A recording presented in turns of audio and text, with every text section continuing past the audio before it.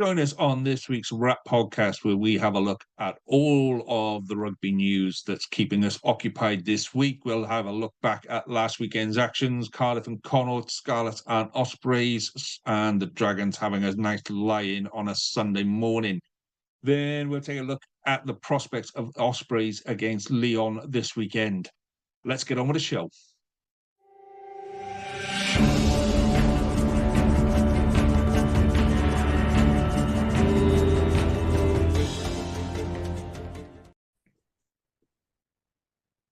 Hello and welcome to this week's edition of the WRRRAP podcast with me, Lee G. Joining me as per usual are Nick and Harley. Good evening, gentlemen. Good evening. Good evening. And returning once again, an upgrade on Jamie. Definitely more hair. Dan, welcome to the pod again, my friend. Good evening, chaps. How are we? All good. We're all very good. Well, I say we're good. I mean, Harley's had a day of head spinning one way or another. And we'll come on to it in a minute, but my wife is absolutely convinced that I'm seeing someone on WhatsApp because my phone has been going ding dong all day today, constant. So we'll come on to that in a minute, but we're going to kick off with News Desk. And as Jamie isn't here, Nick is going to step into the breach on that one. Now, when Jamie started doing News Desk, Nick, yeah, I offered him a couple of. I offered to do like a little jingle to get him going, so it'd be like Nick. Can I have back in black? Can I have back in black? I'll work on it for next week, mate, and we'll cheers, see what mate. we can come up with. News Desk, mate, all yours. Okay, we'll start down west. Team Plumtree, 25-year-old, made 26 appearances for the Scarlets now. This second season there, arrived obviously just before the 2023 World Cup, has re-signed. Also, Scarlett's got a bit of a problem at loosehead prop, and they've signed under 20 Wales loosehead Louis Trevitt on a short-term contract from Bristol. And finally, it's been widely reported, although nothing officially out from the Scarlets, that Bradley Davis, currently coaching with Bridgend, is going to be joining them next year as forwards coach. So, any views on all that, Lee? Well, yeah, I mean, Team Plumtree has sorted his disciplinary issues out and is starting to deliver what he came in to do. He's not quite up to the level of Sione Camberfolny yet, in terms of ball carrying going forward, but he offers us something special. Bradley Davis is the weird one. It's like we got more coaches in Scarlet than Cardiff have got props. It's I don't understand why we need another one. So it says to me that there might be a reorganization of coaches coming. We don't have a dedicated defense coach at the minute, so it just says, right, okay, is somebody going over to defense? Is there something different happening? But who knows? It's you can never have too many coaches. So yeah, and the young guy, I don't know too much about him. Is he from Bristol? I know he's under 20s, but yeah, I don't know too much about him. I've only seen him for the 20s. He's looked decent every time he's came off the bench for the under 20s, but it's still a bit worrying that your go-to reserve when you're out of senior props is a under 20s prop. He's not really playing for Bristol either. But it could be just tell about in training, though, couldn't it? You know, the lad who came on actually on Saturday, I thought did all right. I think he's been on the Sides and Saucepans podcast. Sam. Did I get some grief last week because I forgot Sam O'Connor's name, and I said somebody else's name because it was the first name that came to my head. Oh my God, did I get it last week? So my apologies to Sam and everybody else that had a go at me, quite rightly. But yeah, Sam O'Connor came on, did well. I like the guy. I think he's going to be superb. Okay, we'll go over to the other, right over to the east then, to Rodney Parade, and there's been in a down week, I guess, for the team. Some news coming out. This seems like old news by now, but it has now been officially confirmed that Thomas Young will be joining the Dragons from Cardiff. He's 33 now, but he's had 44 appearances for Cardiff, and after, of course, a successful career with Wasps and obviously a Welsh international. And then also confirmed that moving up from academy contracts, two very promising forwards, again, who featured for the under-20s. Evan Minto, I think he's just turned 19. Nick Thomas, 19 as well. Picked up a nasty injury in one of the 20s games, so hopefully he's making good progress. They've been signed full-time contracts now with the Dragons. Dan, a good sign, better times on the horizons. On the horizon for the Dragons? Yeah, I'd say so, yeah. Especially from the young guns perspective. I know I touched upon it last time I was on the show, but, you throw in Ackerman, Woodman, Scarf as well, Keller, Griffith, there's a good raft of youngsters coming through the squad. It's going to come down to coaching then, though, isn't it? Nurturing that talent through. When you mention Minto there saying that he's 19 years of age, to put that into perspective, under the previous pre-COVID youth rugby rules, he'd still either just be coming out to youth rugby, old-fashioned youth rugby, or still in his last year. Yeah. So that's how young they are. You throw in the signing of Beddle on top of that as well. Great future ahead of the club. They just need to nurture the talent properly, keep hold of it for long enough, and make sure that they serve the club for a long period of time. And then I think we've got Thomas Young coming in. Like you said, he's 33 years of age.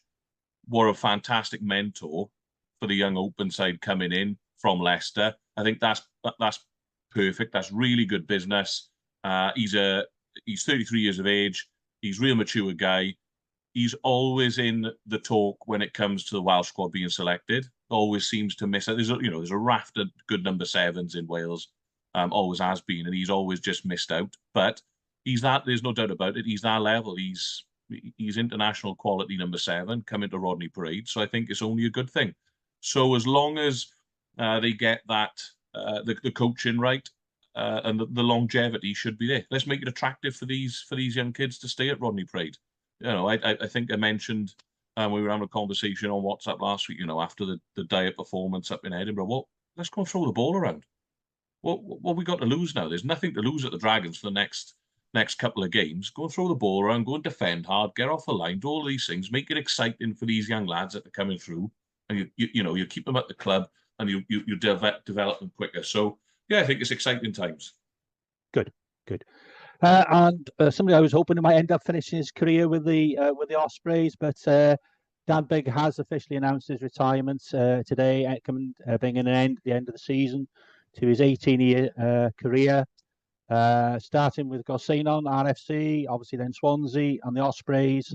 Made his Ospreys debut in 2008, which seems a long time ago now, before moving on. Record points scored of the Ospreys, moved on to Northampton, and now Toulon.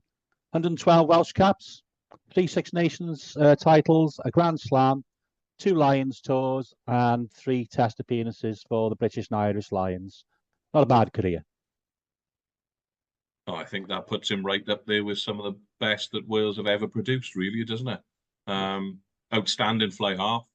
Quite a traditional one, I would say, in that he's not like your Jiffy was or somewhere, he's not going to make a break from 50 metres, but controls the game, great kicking out of hand, controls the tempo of it really well, brings other people into the game, and his goal kicking, I think I saw a stat on Twitter that his goal kicking was up at like 88%. That's how reliable is that? I guess it reminds me, people who from his contemporaries would be similar, would be Sexton and Farrell. Yeah. You quite like them if they played for you. I don't know how much Cardiff fans appreciate him when he played for the Ospreys or Scarlet fans. I can't answer that, and perhaps Lee and Harley can. I think we just celebrate the fact that he's had a good career, mate. Let's leave it at that. That's well. But just going on the goal kicking, so Opta stat. So he is the top goal kicker for both the Rugby World Cup and the Six Nations. And again, it's running about 85% in those competitions. I think overall in his Wales career, he's about 8. He might be a bit higher, but Is that just Yeah, for I think- Wales or for in the World Cup nationwide? Like, all nations who've ever played, all the kicks ever taken, Dan Biggar's on Decent, top, with 85. great stat. Second highest in the Six Nations is a fellow Welshman in Lee Halfpenny, which I think just shows how good that Gatland, how much that Gatland deal was built on just reliable goal kicking. There's a few rumours flying around, but on different things. But that's the official news that I come across leading up to tonight's program. Yeah. So we will address rumours just because they are flying around and what have you. And so there were a ton of rumours going around at the minute about Cardiff. So the first things first is we're not going to add to those rumours. We're not going to inflame them. We're not going to do anything more other than say, hopefully there'll be an announcement. Hopefully it'll be tomorrow morning. If it's while we're recording on a podcast now, I'll be really, really pissed off that this is the time they've chosen to do it. But hopefully there'll be an announcement out tomorrow morning. And Harley, the Cardiff Central podcast is recording Tuesday night. Am I right? Yeah. So should be recording about 5 o'clock. All we do know is that Cardiff have delayed their statement. They were supposed to do one this evening, but decided to delay it, and that the CF10 Trust are having a meeting to put out their statement. So that should be coming at some point or another. It might already be out as people are listening to this. Yeah. But all I know is that anyone who has the people at CF10 have been told, do not say anything until this point. So it's all very heavily. Yeah. Even on private WhatsApp groups, we go on, I promise I won't tell anyone, and they still go, no, shut up. Yeah, that's go when away. you know it's serious. Yeah, that's so. What I will say is, and we've said this before, that the social media can be a brilliant tool for like getting information out there and letting people know stuff, but it can equally be just a way of inflaming wrong information and all. And I saw this and I saw that, and so and says. So, that's why we're going to wait until the official line is out. We're not going to comment on the rumours. We're not going to do anything. And whatever announcement comes out and whatever that is, there will be people affected by that. There will be families, there'll be wives, there'll be relatives affected by it. So when people are sitting there and going, oh, I'm gonna type this and I'm gonna type this, just have a little before you press send. And this is just have a read of that and go, if somebody was saying that about my brother, my son, my father, if somebody was saying that, how would I feel seeing that out there? So just kind of have that thought in your head before you send it. Just one point on the sort of the misinformation side of social media. What I would say is on the Wales Online article that got put out on their account, every sponsor comment is sharing the same fake news story about Gordon Ramsay.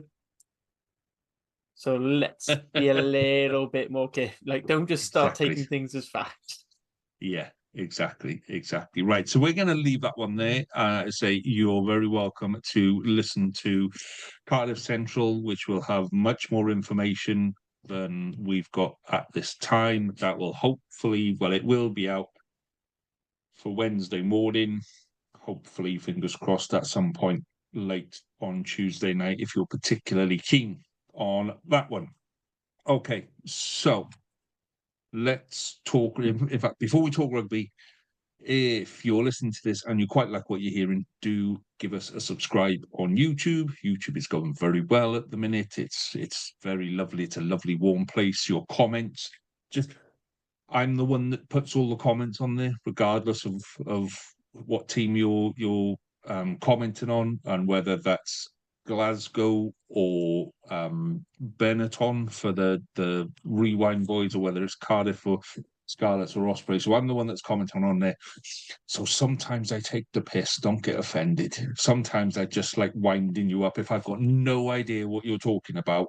I will just try and wind you up just for a bit of a laugh. I'm not having Remember, a go. he's having to deal with Lift watching the Scarlets week in, week out. So, he There has is some that. pent-up There is that. frustrations. Yeah. Every now and again, it just comes out and it gets typed and it is so. But yes, do join in the conversation on YouTube because it is good fun.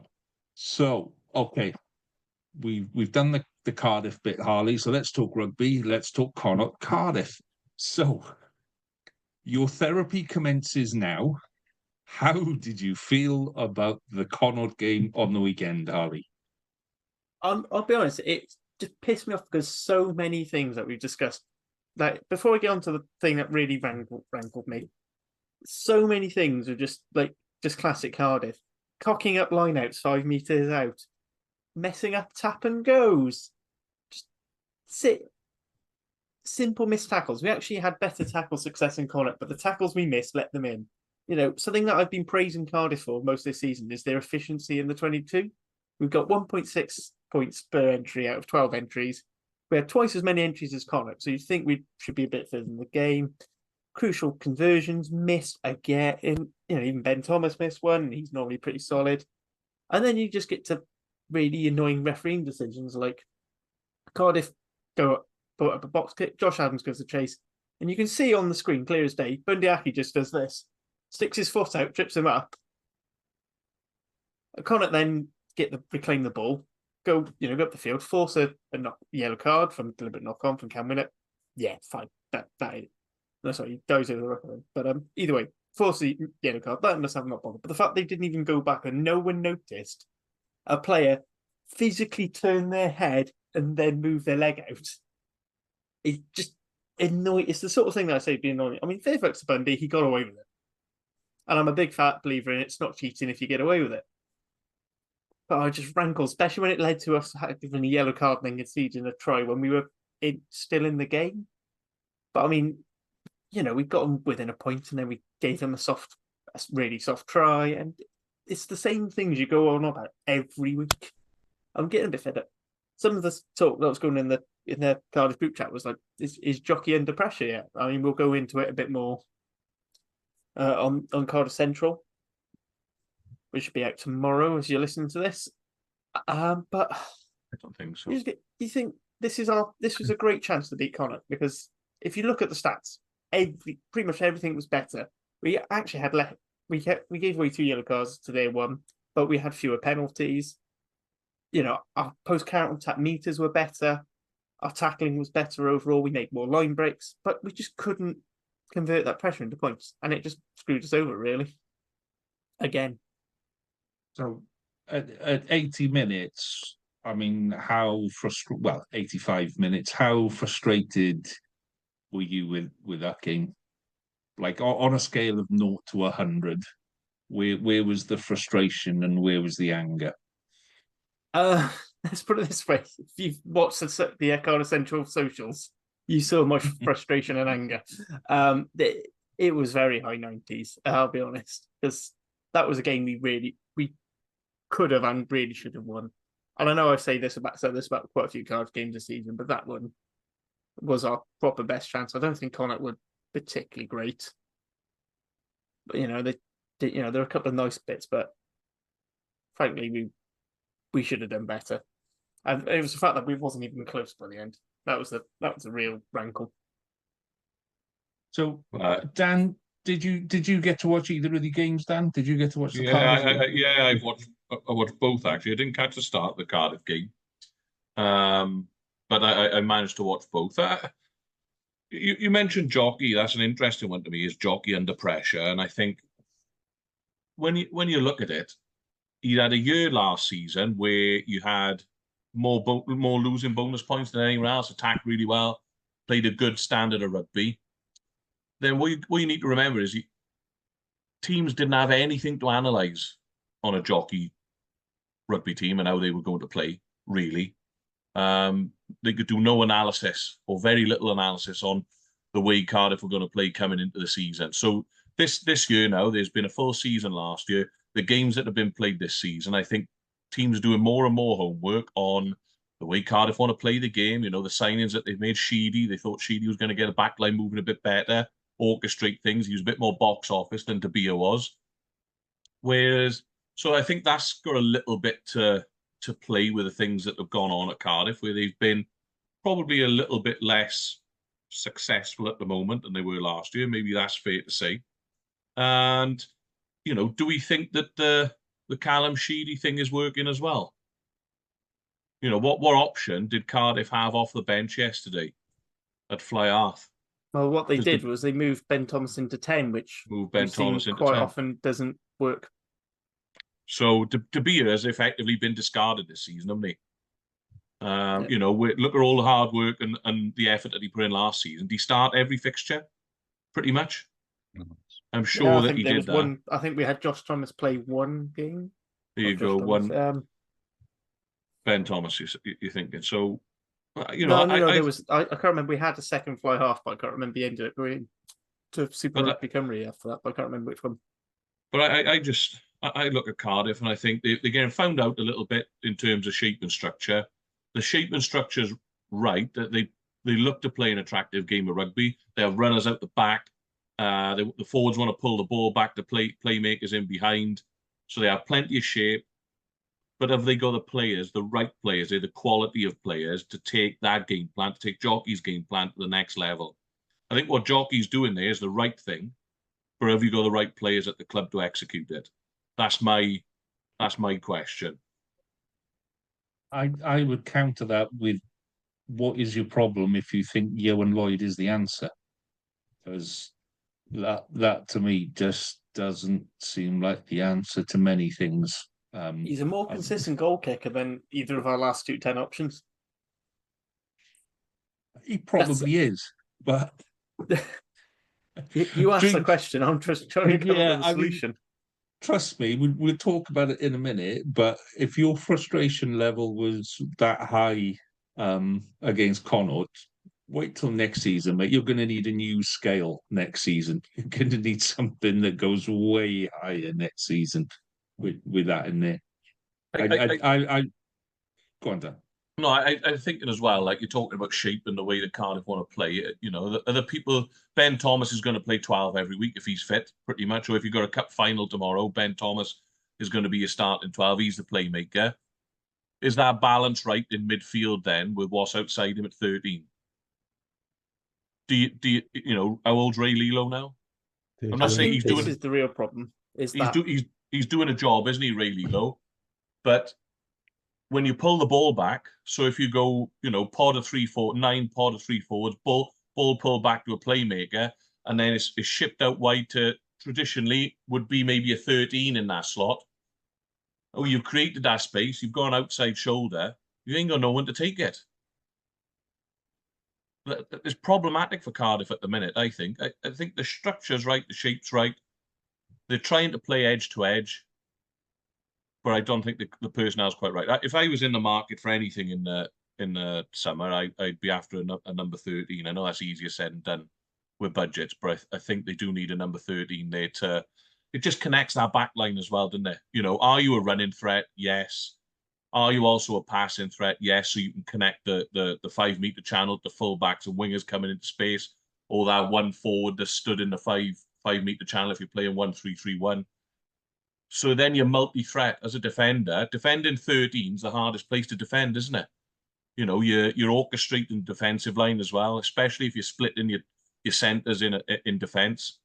You're having to orchestrate the defence. You're calling for numbers and all that. But I don't think Cardiff got anyone to exploit those frailties. That all teams have frailties at defending at 13, but I don't think Cardiff's got anyone to pick on them particularly. Yeah, I think the thing is that we've been stuck with Ray Lilo. We haven't been able to bring him in through. Mason Grady was supposed to be that guy, but he's been injured, and it looks like he's had a setback because he was still in a boot during the Lions game. So you've seen in a boot there, and we just don't really have any. And Ray is still, you know, fantastic servant. I stand by. He's probably one of the best overseas signings any Welsh side's made. Yeah, and I thought he was starting to show his good Friday night. Yeah, I thought he was good on Friday night as well. But if you're defending him, if you're a professional athlete at 13 and you're defending him in those wider channels, are you concerned that he's going to make, you know, if you lose a bit of an outside edge to him, are you concerned he's going to take that space? I don't think so personally. And then the problem you've got with Mason Grady is he's athletic enough to get into that space, and he can take that outside shoulder. He's a big man. If he's running at weak shoulders, he's going to get gain line. But then has he got the ball handling skills to distribute to those edge channels as well?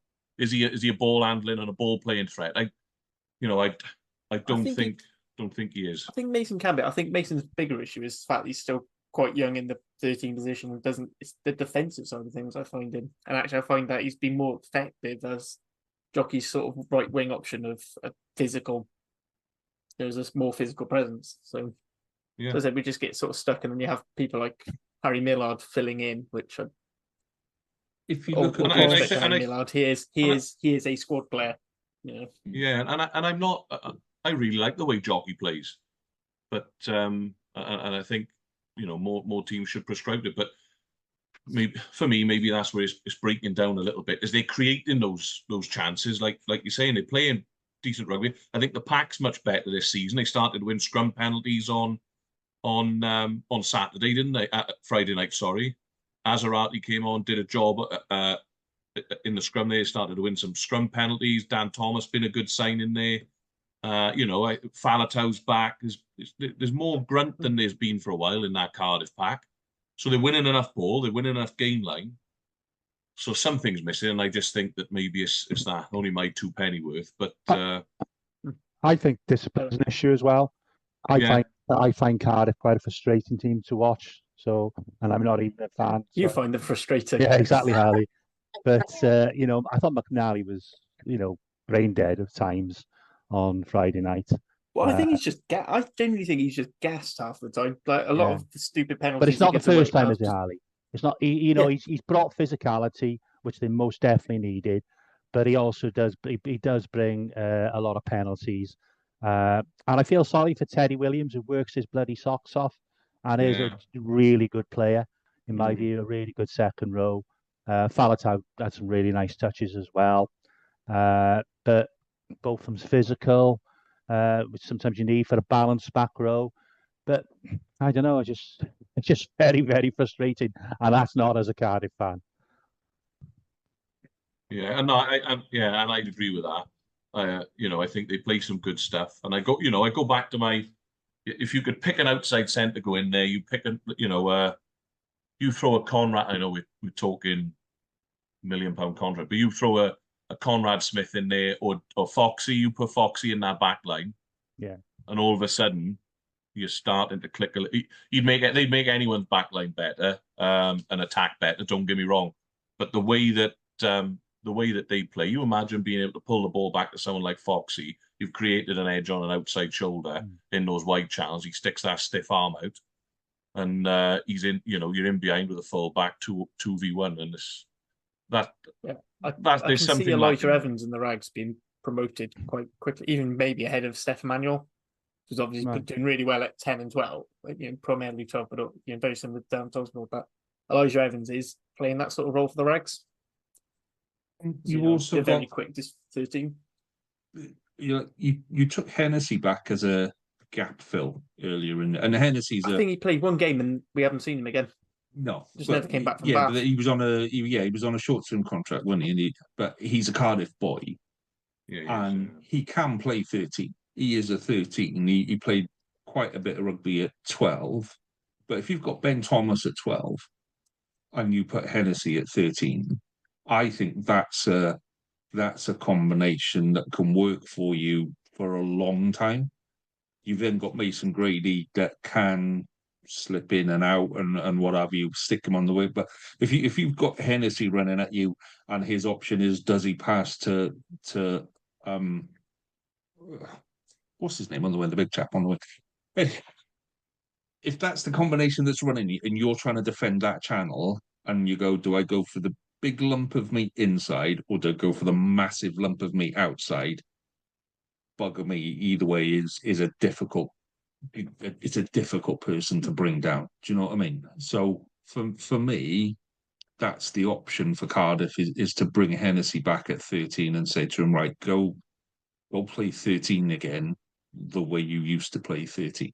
And I think that's his I think it's his better position. I've seen him play 12 and 13 a couple of times. I think I think he 13 is signed his a new better. contract with Bath, though. Oh, details, Yeah, details. this Pish is the with thing. you. It would be a big buyout, but well, probably not too big because he's not a first team player at Bath, but it'd still be a buyout. But yeah, I agree. It is something we are planning on doing.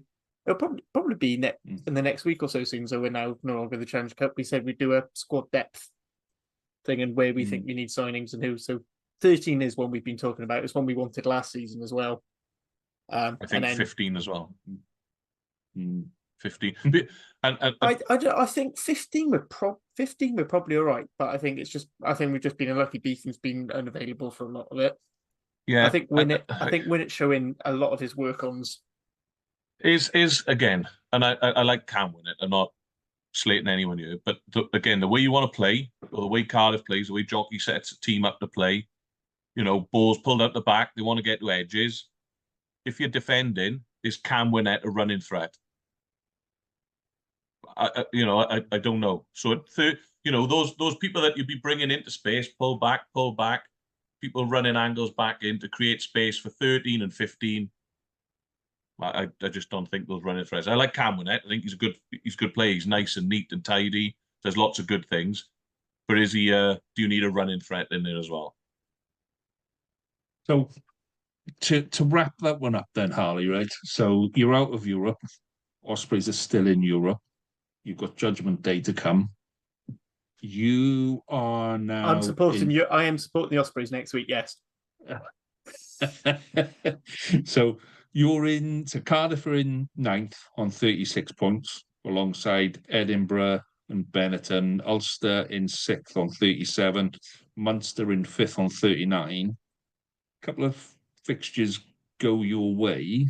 I mean, let's assume that the Ospreys are depleted now for the better the Ospreys do in Europe now, the better it is for us as well, because they're unlikely to focus quite so much on the league.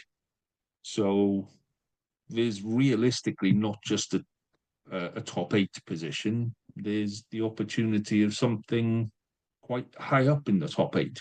Would you agree, or would you go all Cardiff on me and get miserable and down about yourself? I mean, other than the fact that we have an atrocious record against the Ospreys in general, and now our one thing that we had against the Ospreys at least we had pretty rugby. Ospreys are starting to do it now, and they seem to remember how to defend last weekend, which sort of ruins our last try winner scenario. I mean, it's definitely possible. I mean, it's still the big elephant of the South African finishing tour, away, which I don't see us being able to get.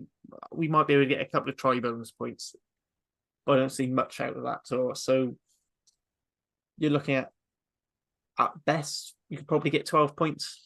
And I don't know if that's going to be enough. Yeah, I mean, one thing is you mentioned Munster in 5th. We are playing them, so that's a shootout.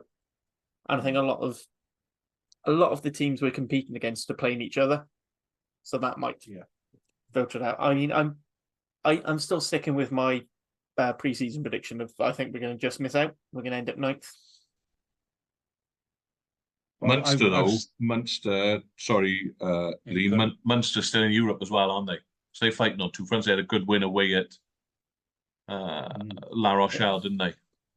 So that may benefit you as well.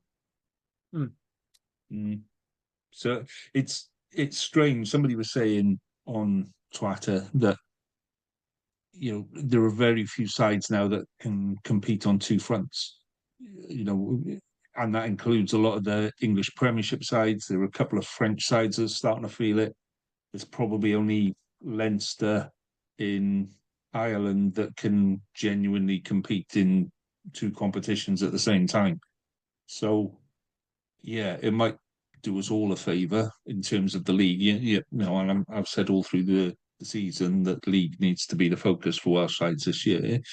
As lovely as the cup run is, and I think Ospreys will have to focus on that now because that's where the money will come from, and that does make our life a little bit easier. It might even it might even be a shot in the foot, and they might lose to the Dragons, and that would be hilarious on one level, Nick. But yeah, it shows at this end of the season the depth of squads that we've got in Wales just doesn't equate to two competitions. Put it that way.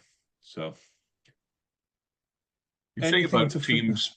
Sorry, Lee. Again, you say about teams competing on two fronts. Harlequins took pretty much fully loaded team to Leinster and still got spanked, didn't they? That was embarrassing. So does the English Premiership, like that one. And I think Saracens got spanked out in Toulon as well, didn't they? They basically threw it, which I think says an awful lot about the Champions Cup, or what teams think of the Champions Cup now. Yeah, well, that was kind of my point. There were some massive scorelines in games over the weekend. That 62-0 and 70-odd, 40-odd, wasn't it? Something stupid like that, ridiculous. So yeah, it's the sort of stuff you hear about in like second team leagues, because you're playing 10 men against 14 just to get the game on, and with a bus driver at fullback. Those are my favourite games, when you put the bus driver at fullback and you stick the ball in the air and he'd be having a fag under the posts going, what do I do? What do I do? Well, he was on the wing last week. Yeah, we did play a team against a bus driver. We played against Pontedilais years and years and years ago. We played against Pontedilais. We came with 14 men. The bus driver filled in. He didn't have a pair of boots. He had to wear his shoes for the first 20 minutes while one of our subs ran home and got a pair of boots for him. It was those were the good days. They were.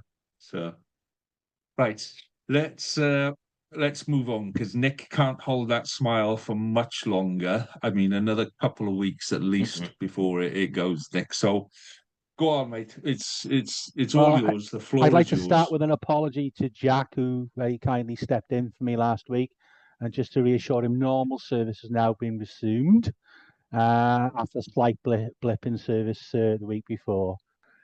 Huge answer from the Ospreys. Just to remind you, Lee, and your fellow Scarlet fans, that's the series to us, 2-1. So obviously, we're quite obviously the best team. 81 points to 74 points, 12 tries to 9. And just to remind people perhaps on this podcast, we talked about the crowd and the atmosphere in the Swansea.com. I think there's a little reminder from Sunday that there is certainly some potential still for decent attendances in the future of the Ospreys. The Mediterranean weather that made Swansea seem like Barcelona was fantastic, and it was a genuinely really good day, and obviously the result helped in my case and Ospreys fans, but it was a pleasure to be there. I really enjoyed it. There was a little bit of pressure, I think, for the first time on Mark Jones as head coach.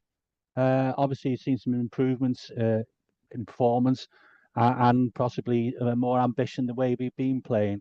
But there were questions asked about the selection we took up to Leslie for the league game, and I think he mentioned about giving some players some time, and if we want to go deep in both competitions, there's definitely going to be a need to use a squad, 25 to 30 players.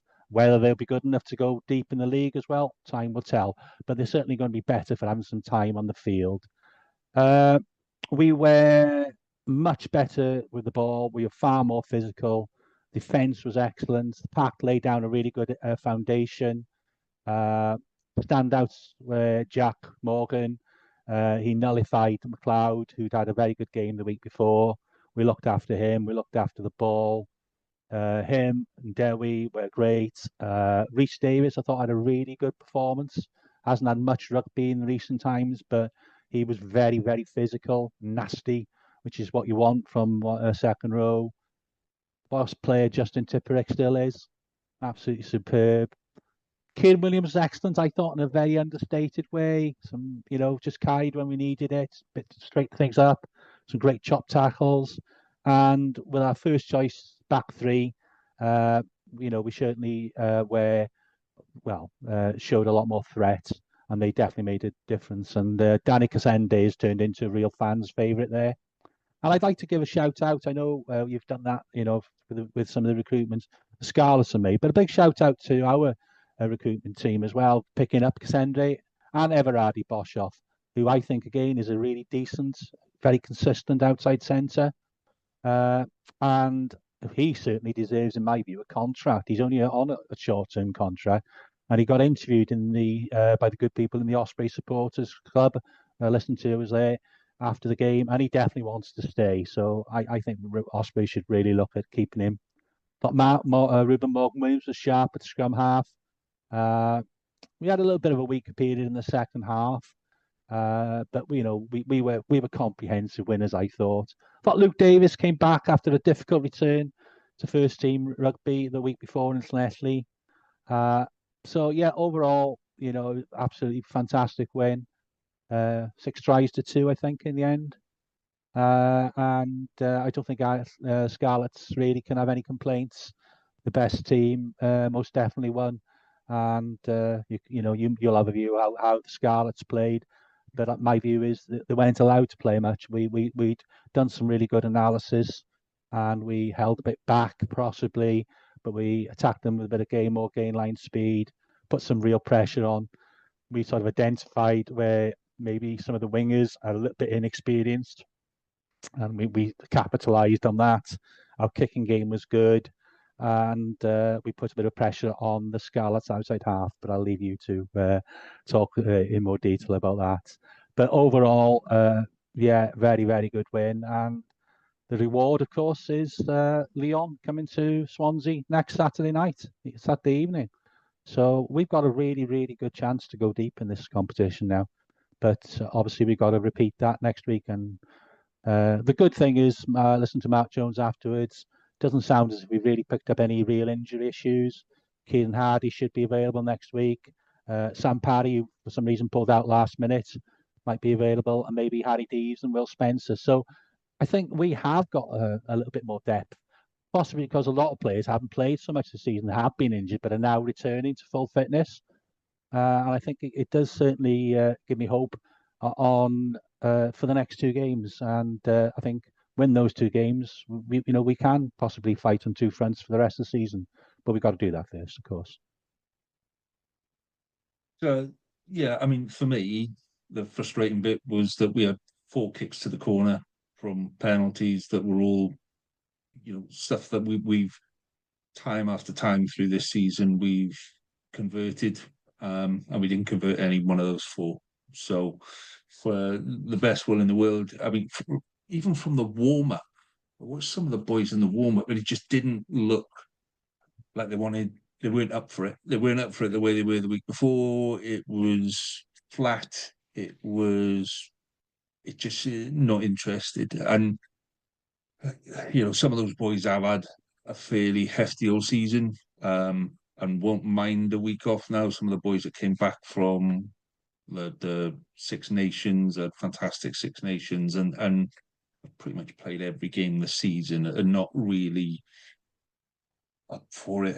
Blair Murray was still top runner with the ball, 7 defenders beaten and what have you. But even he at times just didn't look on it. It didn't look like it was there. I said the scoreline. Yeah, I mean, I can pick stuff on the referee left, right, and centre, but I'm not going to, because it's not going to do us any good. I think we just take it and move on, in all honesty. I don't think it'll do us that much damage. Like I said, having a bit of a break now, coming back at the Dragons for Judgment Day fresh, and really focusing on the game after that is Leinster at home, but it is Leinster at home. And that's the game where we've got to get something out of. If we get something out of that game, whether it's losing bonus points or whatever, then we can go to South Africa with, our destiny in our own hands. If we get battered by Leinster, then, the South Africa trip's just a chance to work on the tan. So, yeah, for me, not that bothered by it. Well done, Ospreys, for doing what you did. I think when you look at the video, if you analyze the video without being a fan and you just look at it from a rugby point of view, there's a lot of issues there for both teams that were worries. Scarlets did not defend on broken play, and that's something that we need to improve on. And we didn't defend on tight play again. And when it's first up attack, where first phase, second phase, we're fine. It's when it's that broken play where something goes wrong and we just lost all shape, and that's where we got hammered. And so just not being able to defend in tight has been the thing through the season. So, there were bits there. I'm not going to slag off Yohan Lloyd because that's just been done on social media time after time after time. If he wants to go to Cardiff now and save himself the wait, I don't think there'd be that many people that would be too disappointed. I think Costello is back for Judgment Day. Hopefully, he might come off the bench for Judgment Day. But yeah, it was poor. It was disappointing, but you could just see it just wasn't in the players' hearts. Just wasn't there. And sometimes that happens. Sometimes, I know it's a professional game and all of that kind of stuff, but I think we got ourselves well up for the game the week before, and when you're up like that, then you come down the week after. So there we go. That is what it was. So Dan, Harley, anything to add on that game? Oh, I will touch on attendance because you said it, Nick. So it's not me bringing it up. I'm going to reply to you. But guys, do you want to come in on anything on that game? Well, I was going to bring up something about attendance as well. Actually, I think it was just over 9,000, was it? Yeah, 9 and a bit thousand, which I thought based on what they've had previously at the Liberty, then brilliant. And then my second thought to that is, if you get it right at St. Helens, 9,000 inside of St. Helens, the place is going to be rocking because it will be packed, and that's what it should be about. I noticed there was a brass band in there playing. I thought, that to me added a little bit of atmosphere again. It was good. It was good. Yeah, if you get that inside St. Helens, and like I said earlier on in the pod, I'm a Gwent Rugby man, but more than anything, I'm a Welsh Rugby man. I want every region to have a full ground. I'd like 9, 10, 12,000 at every single game, whatever the capacity is at Parc y Scarlets. I hope it's full every week, because then we know that Welsh Rugby's on the up. So I'm all for it. Good on them for getting, what's that, double or triple what you've had in there previously. And long may it continue down at St. Helens. I hope they get the management of that right, and it's absolutely bouncing every home game. Yeah, absolutely. Harley? I think everything's been covered. That I was going to say is just Ospreys out Scarlets, the Scarlets, which I thought was quite funny. An interesting point I thought you brought up, Nick, as well, was about the balance in your second rows, and I think that's quite a good pickup by you, because Adam Beard's a bit nice, isn't he? We go on about the lack of physicality in Welsh Rugby, and I'm not going to dive on Adam Beard like lots of other people do, because his lineup works good, more defense, all of this sort of stuff. But if you pair him with who he was paired with on the weekend, then you can't have the same boys in there. No. You can't have two Adam Beards in your second row, because you win loads of lineup ball and might stop a couple of rolling balls and this, that, and the other. But you need someone to whack rucks and to whack people around the fringes and stuff like that. So, and I thought the boy playing 4 on the weekend, what's his name? Rhys Davis. Rhys Davis. Yeah, I thought he did well, and he did have a bit of an edge about him. You were right. That is the right word. He was nasty. I saw a couple of times when there's a break in play and he's mouthing off at people on the Scarlet side of the field. I thought, he's got a bit of an edge about him. So, yeah, good on him for that. And I think that balance worked well. Kasende, you're spot on. Brilliant pickup. And you're right as well in terms of the young wingers from the Scarlets. Do you see that one try Kasende scored in the second half? Where it was like one pass from the base of the scrum, picked off 3 or 4 defenders, and he just fell over the line with it. That was too easy. Didn't need to be that tight, did he, mate? Didn't need to be that tight, no. If you're going to start inside someone, you're never going to get back. You're never going to recover if the ball's whipped wide. You've got to start wider and drift, go up to come in. And I think the run-in for the next 3 games, Lyon at home, massive, massive game. I hope there's a big crowd in there for you guys. They're 7th in the top 14, which means they've got a lot to play for. They're only 3 or 4 points off of 5th, so they've got a lot to play for in terms of playoffs here. The French don't like to travel, so you're staring down the barrel of our semi-final away from home, is it? Yeah. It might well be Connor, I know. Might be well be Connor. Well, that's a winnable fixture. You've beaten them at home. Yeah, Cardiff did well out there and pushed them last week. Yeah. On the weekend, and then Cardiff and the Dragons to come. So, you know, apart from that Dragons fixture, which will probably be a massive banana skin for you guys, then I'd be happy with a point. Happy with a point, yeah. Yeah, funnily enough, I would as well. So the point I was going to make about attendance is not actually about attendance. It's about the marketing team. Yeah. And how on Wednesday they said, we're closing in on 10,000. And then on Thursday they said, we're going to hit 10,000. And then Friday and Saturday, it was all about, come on, guys, we need you there. Everybody get with us. We're closing in on 10,000. And you scrape 9,000.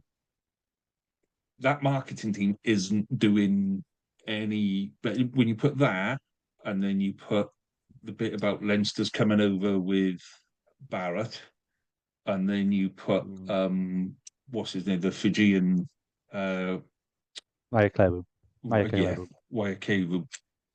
That guy. You put all of that into the mix. I'm not surprised that fans aren't turning up at the minute.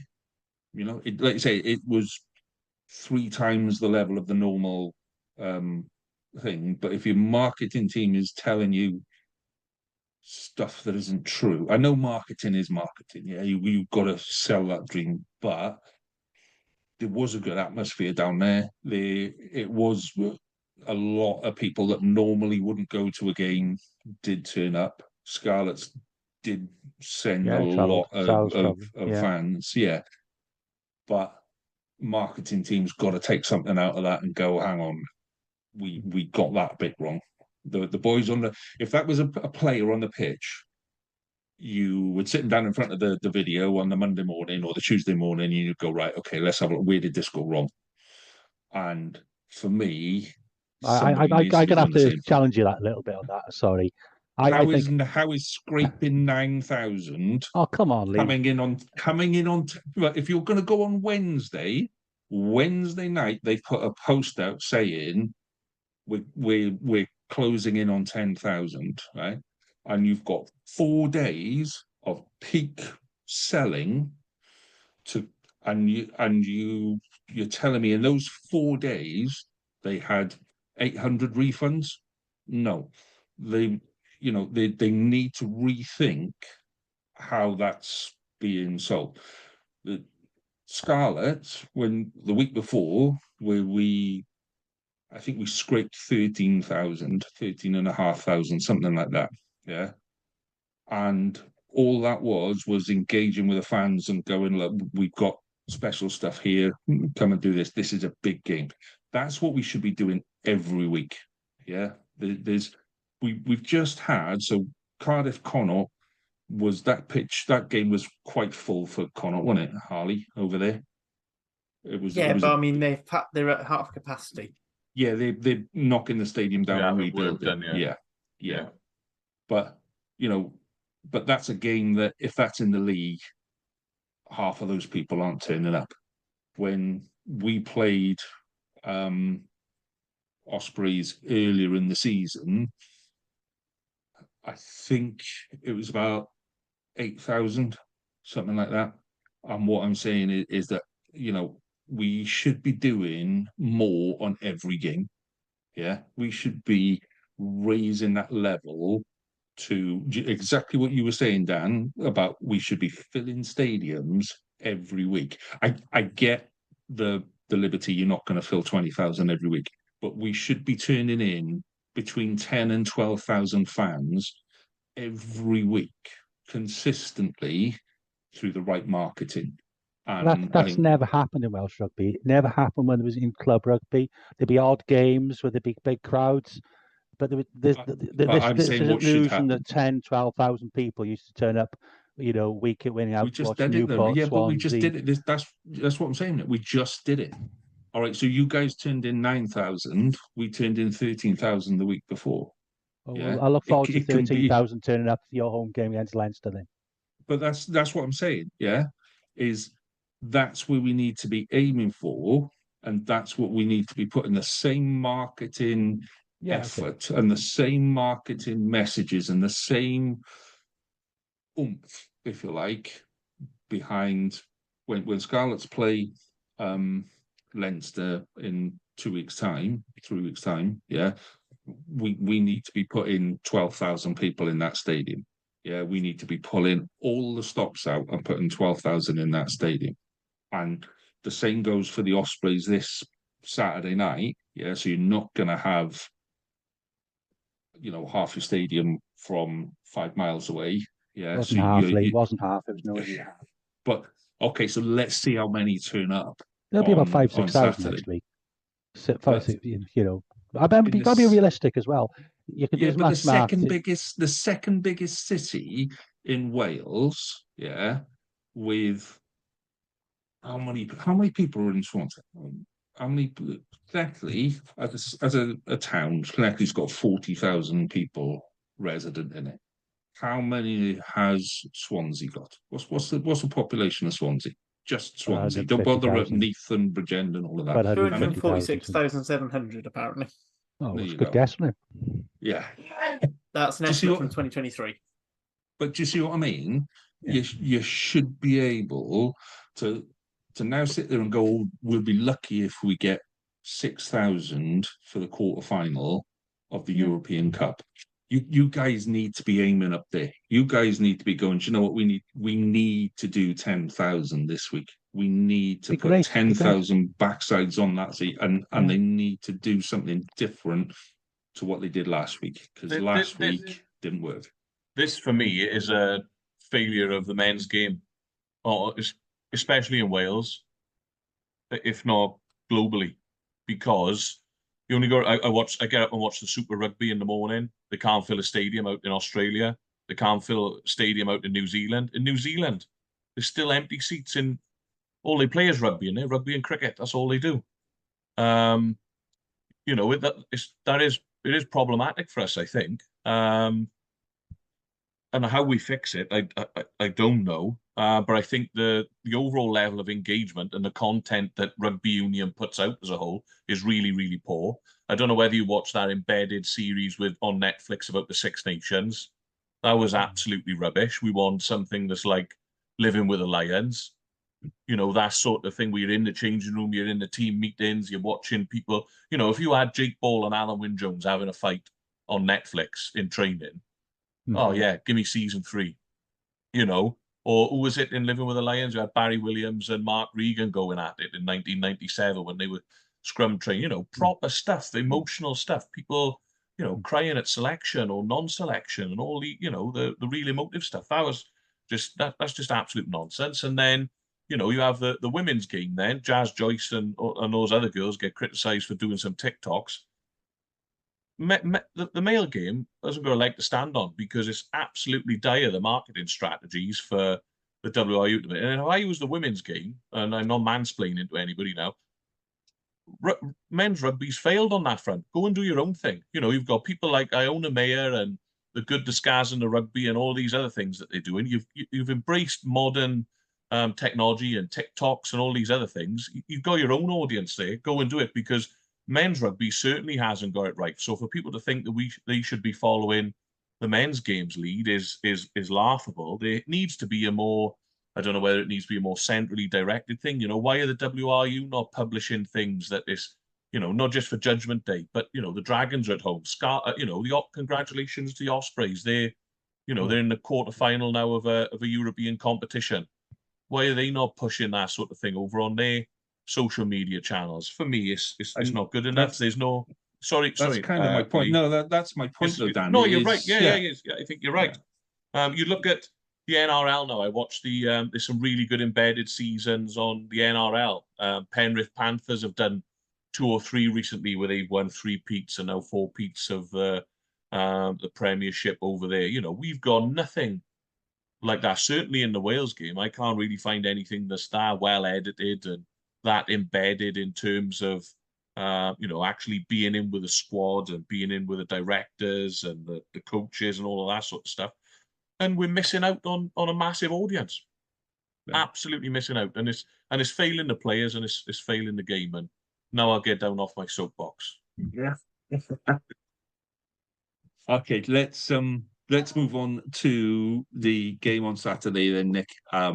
Really quickly. I mean, we're not going to know teams, we're not going to know much about selections, and we have kind of touched on what it is, but let's just do what you're hoping for, what you're expecting, and then we'll do predictions. Similar level of performance, really. Maybe freshening it up a little bit, but hopefully just play a similar game. I think we could put pressure in two ways on Leon, and if we do that, and they've got good defence as we did last week, and our discipline is good as it was last week, I think we got a very good chance of going through. I agree.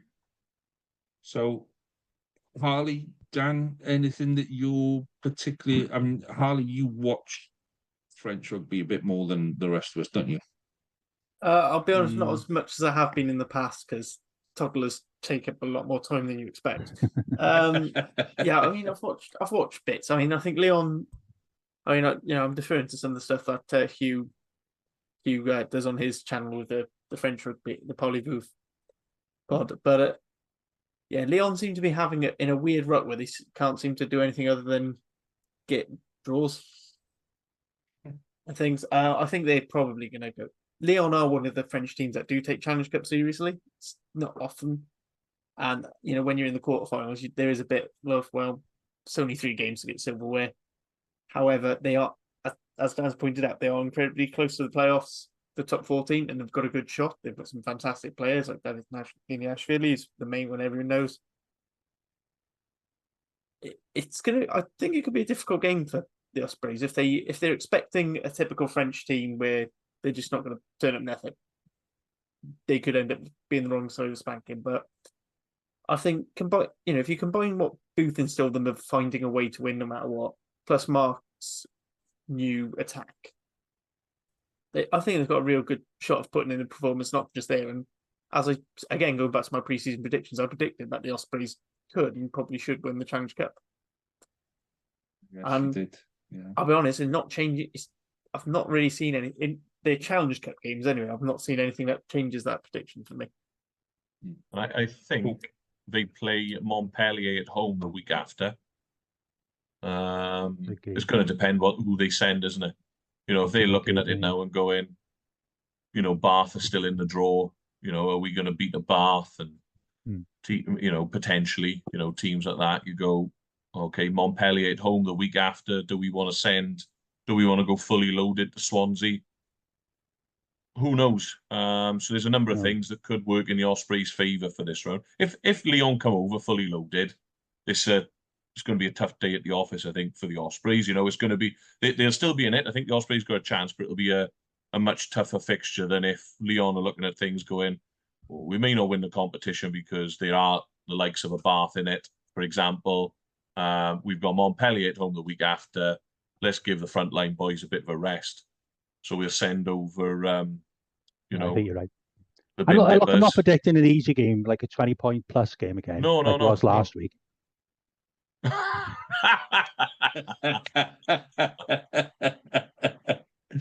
even in the back, right in the face, that one. It is, yeah. Catch that. I feel a referee podcast coming along. Right. Okay. So before we do predictions again, Harley, you're not going to bother writing these down, are you? Everybody's forgotten them by Saturday. I got to go back and ask you what I predicted on a Saturday. So next week we will be doing our Judgment Day preview. And Jamie has put in a special request for next week that we bring back Drink of the Week for Judgment Day, which we said we were going to do. We said we'd bring it back for special occasions and what have you. So similar to what we did a couple of years ago on Judgment Day, we will let you know where we're going to meet up. And you can come and say hello, and we'll have a couple of beers before the game. There'll be quite a few of us there. Last time we did this, there were 6 of us in total involved in the podcasts. this time I've genuinely, with Cardiff's array of different people, the women's podcast grows. It's all you, Harley, is what it is. It's all you. You just seem to like walk down the Attract street women. and go. Well, you just walk down the street and go, "Do you want to come on my podcast?" Yeah, come on, right? You can go on the Cardiff one. I think we've got about 25 presenters now.